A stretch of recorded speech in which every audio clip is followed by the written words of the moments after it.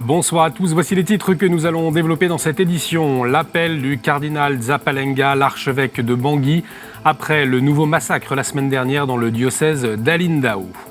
Le père Hans Zollner s'exprime dans cette édition. Il vient d'être nommé référent du comité chargé de l'organisation du Forum international sur la protection des mineurs dans l'Église, qui se tiendra au Vatican en février prochain. Et puis nous reviendrons sur le deuxième forum SPI dans le diocèse d'Aix et Arles, un rendez-vous sur le thème des talents au service de l'évangélisation.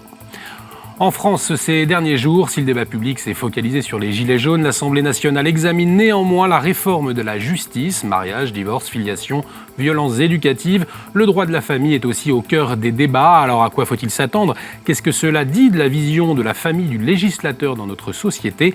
On en parle avec maître Adeline Legouvello, avocat au barreau de Versailles, en droit des mineurs et de la famille. Et on commence cette édition en Centrafrique avec le cri d'alarme du cardinal Nzapalenga, l'archevêque de Bangui. Le pays continue à être sous l'emprise des seigneurs de guerre. Nous ne pouvons plus nous taire des mots du cardinal Nzapalenga hier de retour d'Alindao, ville théâtre d'un nouveau massacre la semaine dernière. On vous en parlait jeudi, une soixantaine de personnes ont été tuées, dont 2 prêtres du diocèse. L'évêque d'Alindao et ses prêtres ont fait le choix de rester sur place malgré le danger. Les conflits et affrontements entre groupes armés pour le contrôle des ressources et des territoires n'ont pas cessé depuis 2013. Nous avons joint le cardinal Dieudonné Nzapalenga de retour de sa visite à Alindao auprès des populations touchées. Des rebelles occupent le 3/4 du pays. Je suis allé à Alindao. Ce sont les rebelles qui tiennent la ville pour ne pas se voiler la face. Il n'y a pas de préfet, il n'y a pas de maire, il n'y a pas d'autres administrations. Il n'y avait que 3 directeurs des écoles qui sont là avec les maîtres parents. Donc il n'y a pas d'autorité de l'État. Ce sont ces gens-là. Ces seigneurs de guerre qui ont droit de vie et de mort sur les gens. Alors, ces groupes armés, on les connaît. Vous avez dans la même ville la MINUSCA. Et quand le groupe armé est rentré, la MINUSCA nous a dit qu'ils ne sont pas en nombre suffisant pour intervenir. Donc on a laissé massacrer les gens. Nous pensons que malgré la nuit, quelle que soit la durée de la nuit, le jour finira par se lever. C'est l'espérance qui nous pousse à le dire. Surtout que nous allons commencer l'avant bientôt. Et je crois que nous n'avons pas d'autre alternative que de parler de la paix, parler du dialogue, parler de réconciliation, parler d'une nouvelle Centrafrique où nous vivons dans l'unité, dans la diversité. Nous avons demandé dans tout le pays que les gens s'abstiennent de faire la fête. Mais le 2, on se retrouvera pour prier et tout ce qu'on aura collecté, c'est pour aider nos frères et sœurs qui sont en difficulté. Toujours en Afrique, en République démocratique du Congo, 21 candidats se sont lancés dans la course à la présidentielle du 23 décembre. Des élections qui suscitent beaucoup d'attentes, mais aussi des inquiétudes et des incertitudes. Le président Kabila aurait dû quitter le pouvoir il y a déjà 2 ans, ce qui a engendré des tensions dans le pays. Les évêques appellent au respect des principes démocratiques pour des élections libres, transparentes, crédibles et apaisées.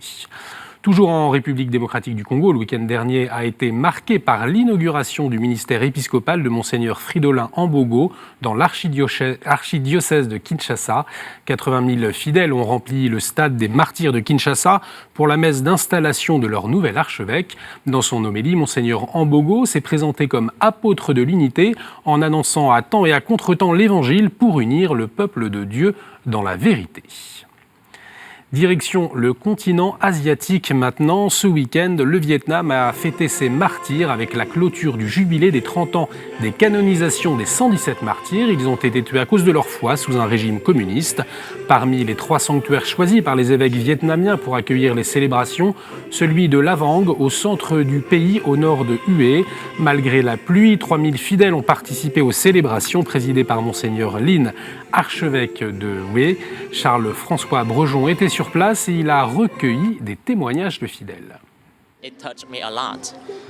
How the martyrs have been suffering through their lives and how hard they've been through. I can realize that with just our power, our energy, our health, we cannot overcome the difficulties in life. Like the all Vietnamese martyrs, we have been suffering like a lot of hardships. we're not being killed, being persecuted like the martyrs in the past. But right now, with all the difficulties that we are facing right now, is I think as hard as the challenges that the martyrs have been suffering in the past. C'est une persécution plus silencieuse, mais des fois très virulente d'un gouvernement, d'un régime qui n'aime pas les religions. Donc on souhaite que tous les chrétiens, en imitant les martyrs, cherchent à faire témoin dans la société contemporaine comme des disciples du Christ qui restent toujours fidèles à leur foi. L'intégralité de ce reportage à découvrir jeudi prochain à 21h35.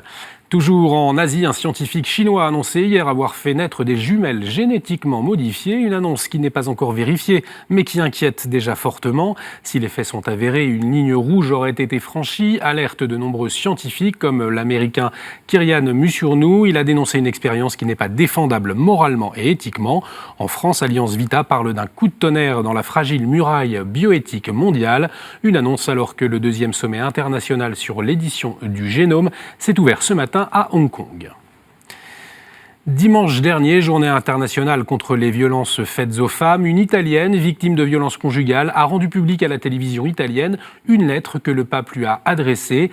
Philomena Lamberti a été défigurée par son mari à l'acide. Son histoire, elle l'a racontée dans un livre qui a touché le pape. Dans une lettre envoyée à la femme de 58 ans, le Saint-Père lui a demandé pardon en prenant sur lui le fardeau de l'humanité qui ne sait pas demander pardon à ceux qui se trouvent dans tous les jours offensés, piétinés, marginalisés. Au Vatican, les travaux et réflexions en vue du grand sommet international de février prochain sur la protection des mineurs dans l'Église ont commencé. Vendredi, le pape a institué un comité chargé de l'organisation de cette rencontre sans précédent. Et c'est le père Hans Zollner, membre de la commission pontificale pour la protection des mineurs, qui a été nommé pour la chapeauter. Il nous explique l'objectif de ce comité et de cette rencontre. We have to address the issue of protecting minors worldwide, and that we need to have the whole church on board for that, and that will be the main objective of the whole meeting. We will try to find a way so that the whole church really takes to heart what is needed so that we can move as a whole church for the best of the most vulnerable ones. These 3 days won't really fix all problems, all points that we, as a church, we have to look into. There are many things that we need to talk about, but there will be lines of thought that need to be continued, and certainly some concrete action points. Le père Hans Zollner qui s'est également exprimé lors de notre appel sur les 2 récents suicides de prêtres en France. These priests have committed suicide because they had allegedly abused minors, but it was not yet proven, at least in one case. It shows very much that we have to pay attention and to be receptive and to be open to receive the message of survivors and victims of abuse, and we need also to take care of those who have been accused, because as we see, this puts a huge pressure on people, and we need, and especially the bishops and all the responsible need to take care that they are helped, that they are accompanied, and that they are assisted in the way that is feasible and that is possible in such circumstances. En France, coup de massue dans le diocèse de Strasbourg. Le père Robert Bonan, 60 ans, curé de la communauté de paroisse de Haut-Florival, a été mis en examen et écroué mercredi dernier pour des viols aggravés sur plusieurs mineurs dans les années 1980 et 1990. Dans le cadre de son activité pastorale, il a été en lien avec de très nombreux mineurs et de jeunes majeurs. C'est pourquoi la brigade de recherche de la gendarmerie de Mulhouse lance un appel aux victimes ou témoins qui n'auraient pas osé parler, avec un numéro de téléphone à leur disposition, le 03 89 63 42 62, un appel relayé par Monseigneur Ravel, l'archevêque de Strasbourg, qui a redit sa détermination sans faille à lutter contre les abus dans l'Église. Et puis on l'a appris dans l'après-midi, l'évêque de Nantes, Monseigneur Jam, a annoncé l'ouverture d'une instruction sur un prêtre fidei donum de Kinshasa en service à la paroisse Sainte-Madeleine de Nantes pour des gestes gravement inappropriés sur une adolescente.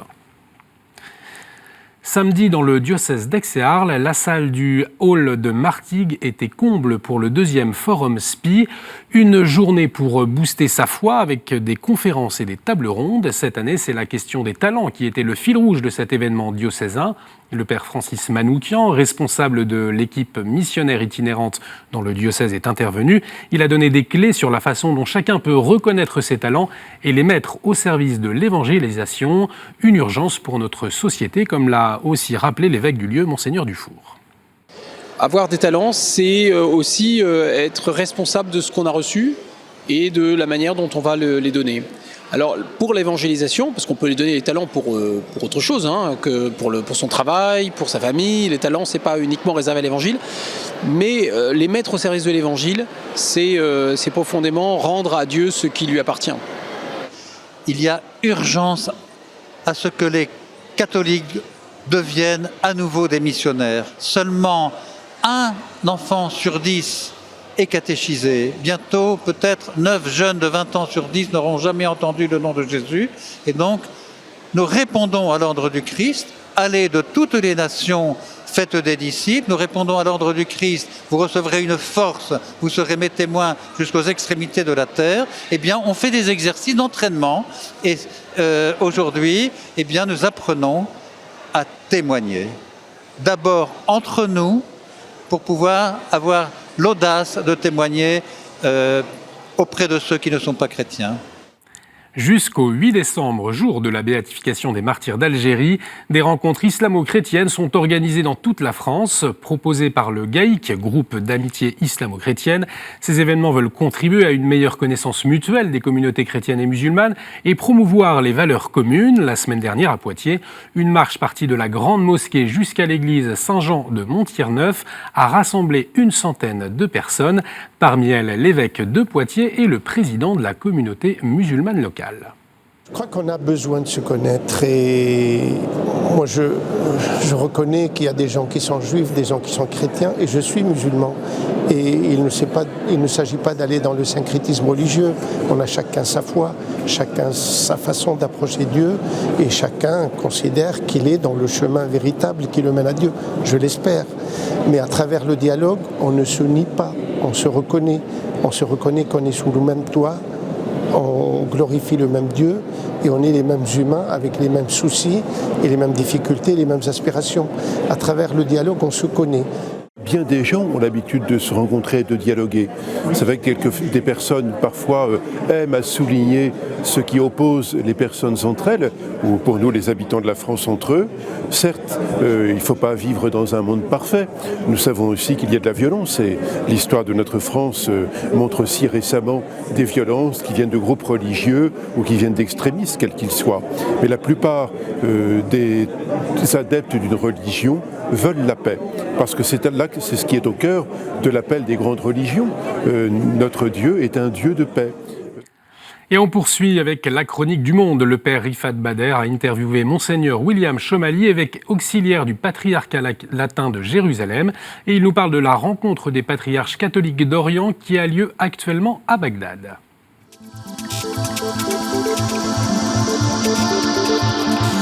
Ce soir et demain, pour 3 jours, il y aura les réunions du Conseil des patriarches catholiques d'Orient, cette fois à Bagdad.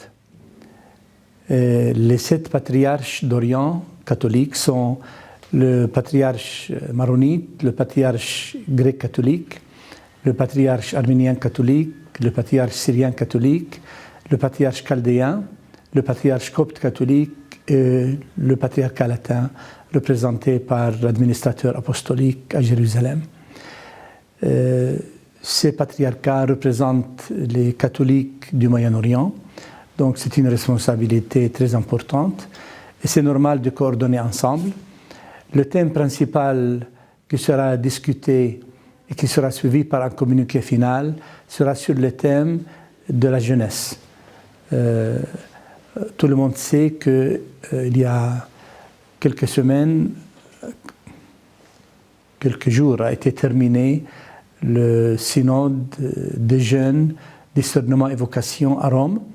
Donc c'est normal que les patriarches discutent l'application éventuelle de ce message important sur la jeunesse du Moyen-Orient, une jeunesse tourmentée, une jeunesse incertaine de son avenir, une jeunesse qui cherche à sortir et à fuir le Moyen-Orient. Donc les patriarches auront un message de paix, de sérénité et d'espérance à donner aux jeunes du Moyen-Orient, sachant que les jeunes qui sont en dessous de 18 ans sont environ 60% de la société moyen-orientale. Voilà, nous demandons vos prières pour le succès de ce Conseil des patriarches. Merci Monseigneur. Tout de suite, c'est notre dossier.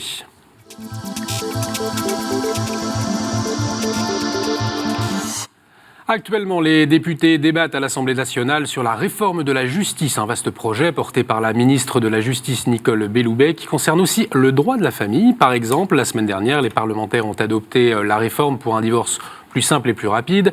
Jeudi prochain, la proposition de loi sur les violences éducatives sera examinée. Des débats éclipsés par les manifestations des Gilets jaunes, mais qui pourtant sont très importantes. Maître Adeline Legouvello, bonsoir. Bonsoir. Vous êtes avocat au barreau de Versailles, en droit des mineurs et de la famille. Vous êtes aussi membre de l'Association des juristes pour l'enfance. Alors, on le voit, c'est plusieurs pans de la sphère familiale qui sont concernés. Pourquoi cette volonté de réforme, déjà ? Alors, les politiques, le législateur et le gouvernement constatent qu'il y a un problème dans l'accès à la justice, que les procédures sont trop longues, que cela ne satisfait personne. Donc, ils essayent de trouver des mesures sous contrainte budgétaire qu'ils veulent plus efficaces. Et donc, nécessairement, on va essayer de raccourcir les choses, comme on a déjà essayé de le faire dans des réformes précédentes. Mais on s'aperçoit qu'en définitive, ça n'accélère pas vraiment les choses parce qu'on ne donne pas plus de moyens et on en occulte les véritables problématiques en réalité. Alors, par exemple, la question du divorce. C'était jeudi dernier, un divorce plus simple, plus rapide, vous l'expliquez. Qu'est-ce que ça va changer, au fond ? Alors déjà, nous avons eu une première réforme du divorce qui a retiré le consentement mutuel de la sphère judiciaire. Maintenant, le divorce par consentement mutuel se fait juste par acte d'avocat. Et on fait reposer sur l'enfant le fait que ça se rejudiciarise ou pas. S'il veut être entendu, on repart devant le juge. Et là maintenant, en fait, dans le divorce contentieux actuel, il y a deux phases. Une phase de conciliation et puis une phase où on va entériner les mesures définitives. Et là, le projet, là, vise à supprimer cette première phase avec des mesures provisoires.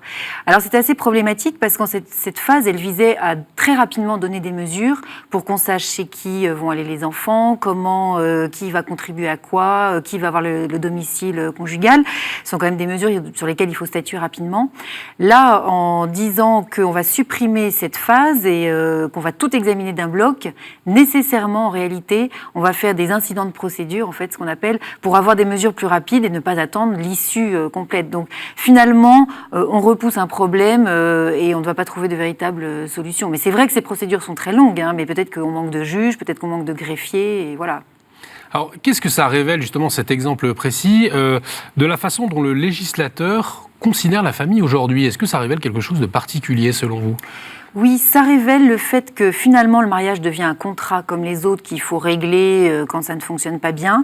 Et on ne garde pas la spécificité de la protection du consentement, de la protection des enfants et de la sphère familiale, dans la mesure où on veut une rentabilité, une efficacité qui finalement ne met plus l'humain au cœur de la problématique. Or, c'est vraiment ça le problème. Et finalement, on va fragiliser les gens alors que, par exemple, en 2014, plus de 30 000 demandes de divorce n'ont pas abouti à un divorce parce qu'il faut que les personnes aient tout de même le temps de peser leur volonté de divorcer ou non. Moi-même, j'ai eu des cas où les époux se réconciliaient dans la salle d'audience. Donc, il est vrai que... C'est plus possible, au fond, ce temps de réconciliation, il est plus offert voilà, par finalement, on raccourcit tout, donc il faut que ce soit d'emblée irrémédiable. Alors, au cours de la procédure, on peut toujours se dire « j'abandonne ma demande », mais c'est pas la même chose. C'est finalement, quand on est confronté une première fois à aller voir le juge, qu'on pèse vraiment les choses. Le droit de la famille traditionnel issu du code napoléonien, il a pour but de protéger le plus faible, les enfants. Est-ce qu'aujourd'hui, on est toujours dans cette philosophie ? Alors officiellement oui, le juge a l'obligation dans toutes les décisions qu'il prend de considérer l'intérêt supérieur de l'enfant et en cela nous sommes conformes à nos obligations prises dans les conventions internationales. Cela étant, il a tendance à regarder les intérêts particuliers des enfants qu'il a devant lui au détriment de l'intérêt général de l'enfant qui finalement consiste à ce que au maximum on préserve la sphère familiale et tant le législateur que les juges perdent totalement ce point de vue de leur esprit et on délite de plus en plus le droit de la famille en écartant finalement la protection du plus faible, ce qui est vraiment très ennuyeux. Est-ce qu'on va retrouver cette philosophie sous-jacente dans les projets de réforme sur la filiation qui sont aussi concernés ou les violences éducatives jeudi prochain ? Alors, ce sont deux choses différentes. C'est vrai que dans cette déstructuration du droit de la famille, on voit finalement que ce sont les libertés individuelles qui prennent le pas sur la stabilité et finalement, on pose de moins en moins de contraintes sur la volonté des gens. Il y a des cas où effectivement les époux ne peuvent plus rester ensemble, ça n'est pas possible, mais il y a des cas où on n'a pas exploré toutes les solutions et l'État n'a pas aidé à explorer ces solutions puisque son objectif est de condenser au maximum les procédures et de ne pas permettre d'aller au fond des choses. Alors, sur cette histoire de la filiation, il y a des bouleversements qui se préparent avec cette loi-là, mais aussi les projets d'ouverture de la PMA, donc nous verrons ce que cela donne. Bouleversements extrêmement profonds et dangereux et très peu protecteurs de la filiation et des enfants. Et puis, à l'inverse, on voit des obligations qui se voudraient protectrices des enfants, comme l'interdiction de violences éducatives, entre guillemets, mais qui finalement vont culpabiliser les parents en leur disant ce qu'il ne faut pas qu'ils fassent, qui va mettre sur un même plan des dites violences éducatives, parce qu'ils veulent même interdire la simple punition. On va mettre ça sur le même plan que des violences graves, qui d'ailleurs encombrent déjà suffisamment nos tribunaux et pour lesquels les juges des enfants ont du mal à endiguer déjà ce fléau. Donc on perd un peu les repères, on va mettre sur le même plan des choses qui n'en sont pas, on va fragiliser un peu plus le rôle du parent qui déjà doit se débattre dans l'éducation qu'il doit donner, et plutôt que de l'aider, on va le culpabiliser. Je crois que vraiment ça n'est pas constructif. Ces pertes de repères que vous venez d'évoquer, vous les observez dans votre travail depuis plusieurs années peut-être Oui, alors il est certain que on sent que l'intérêt de tout le monde et de la société, des enfants et des époux, des couples même, ce serait le mariage durable. Tout le monde aspire à ça. Quand on se marie, c'est pas pour divorcer. Mais il est certain que les gens ont du mal à avoir des repères stables qui vont les aider pour aller dans ce sens-là. Et l'État, par les différentes lois qu'il prend, ne les y aide pas. Il faudrait vraiment qu'on ait des mesures incitatives qui aident les couples, parce que c'est difficile à l'heure actuelle pour les couples de tenir, de savoir dans quelle direction aller. Et il y a des initiatives privées qui sont tout à fait louables, il y en a vraiment beaucoup maintenant, mais il n'y a pas d'initiative prise d'un point de vue étatique. Or, vraiment, ce qui ferait de belles économies et pour la justice et pour la société dans son ensemble, c'est de favoriser le mariage durable et ça correspondrait à l'intérêt de tous finalement. Effectivement, vous le disiez, et vous venez de le redire, il y a cette volonté pour l'État de faire des économies. Ce sera le cas ? Non, parce que finalement, en raccourcissant ces procédures, on n'aura pas le temps de vider l'intégralité du contentieux et de purger tous les problèmes. Donc finalement, ce sont des cas qui vont revenir après devant les juges. Donc au lieu d'y aller une bonne fois pour toutes et de faire le tour des problèmes, eh bien, les gens reviendront encore plus fréquemment. D'ores et déjà, sur une même famille, on passe plusieurs fois devant le juge, ça arrive fréquemment. Et là, si les problèmes ne sont pas examinés en profondeur, eh bien, ce sont des contentieux à répétition qui reviendront devant le juge. L'avocat que vous êtes, comment est-ce que vous observez ce changement finalement de philosophie dans votre métier sur la vision de la famille ? Alors, il est certain que il y a beaucoup plus de contentieux. On voit bien que les tribunaux sont encombrés par toutes ces problématiques. Il y a beaucoup de souffrances, c'est compliqué. Mais cela étant, on voit aussi que, c'est ce que vous disiez tout à l'heure, la perte de repères fait que l'on va demander aux juges de plus en plus de choses précises qui relèvent de la sphère familiale sur laquelle, normalement, on devrait s'entendre entre personnes concernées, mais il y a une impossibilité de dialogue, une impossibilité pour les couples de savoir comment trouver des solutions alors qu'il y a des conflits exacerbés, et c'est au juge de trancher. Donc finalement, ces pertes de repères conduisent à une accélération et une augmentation plus une augmentation qu'une accélération d'ailleurs des procédures, parce que les gens ne parviennent plus eux-mêmes à trouver des solutions. Ils ont besoin d'un tiers, ils ont besoin qu'on tranche pour eux, mais comme cela ne vient pas d'eux, comme on n'a pas construit la solution avec eux, ils ont aussi du mal à accepter ces solutions, et c'est aussi la raison pour laquelle on revient devant le juge. Après, il y a toutes sortes de cas, chaque cas est unique, chaque couple est unique, mais il est certain qu'il y a des constantes, des conflits, beaucoup, et des difficultés à les résoudre avec des lenteurs de procédure, dues certainement au manque de moyens des juges, dues certainement aussi au fait qu'une partie veut ennuyer l'autre et va rallonger la procédure juste pour ennuyer ou profiter d'une pension alimentaire au titre du devoir de secours plus longtemps. Voilà, il y a des choses comme ça que nous pourrions effectivement réformer, mais prétendre une efficacité sur le dos du droit de la famille, ça n'est pas tenable en fait, ça n'est pas tenable. Il nous reste quelques secondes. À quoi est-ce que vous allez être attentive dans cette réforme de la justice dans les jours qui viennent ? Malheureusement, nous n'avons pas de prise sur cette réforme. La profession des avocats s'est mobilisée, beaucoup de professionnels ont fait valoir leurs paroles. Nous verrons les résultats et à nous de voir après les choses trappes procéduraux à éviter, puisque nous savons que dès qu'il s'agit de restreindre les délais et les procédures, c'est pour mieux empêcher finalement l'accès et nous dire que nous n'avons pas respecté les délais, donc nous ne pouvons plus agir. Donc il y aura une surveillance globale de tout cela à faire. Merci beaucoup, Maître Adeline Le Gouvello, d'avoir accepté notre invitation. Merci à vous de nous avoir suivis. Cette émission est à revoir sur notre site internet www.ktotv.com. Réagissez également avec le hashtag à la source. On se retrouve jeudi. Excellente soirée sur KTO.